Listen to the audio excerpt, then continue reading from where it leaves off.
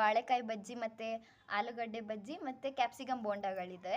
So ಇದರಿಂದ ಏನು ಮಾಡೋಣ ಅಂದರೆ, ನಾನಿಲ್ಲಿ ಕಟ್ ಮಾಡ್ಕೊಂಡಿರೋ ಆನಿಯನ್, ಕ್ಯಾರೋಟ್ ಮತ್ತು ಟೊಮ್ಯಾಟೋಸ್ನ ಇಟ್ಕೊಂಡಿದ್ದೀನಿ.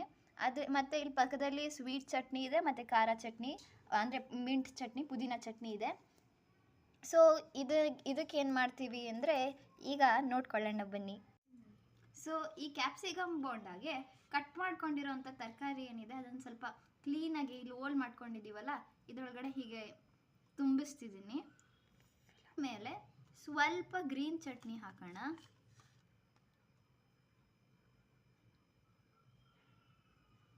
ಅದಾದಮೇಲೆ ಇದಕ್ಕೆ ನಾವು ಪ್ರಿಪೇರ್ ಮಾಡಿರೋಂಥ ಟ್ಯಾಮ್ರಿನ್ ಚಟ್ನಿ ಅಥವಾ ಸ್ವೀಟ್ ಚಟ್ನಿ ಏನಿದೆ ಅದನ್ನು ಹಾಕ್ಕೊಳ್ಳೋಣ.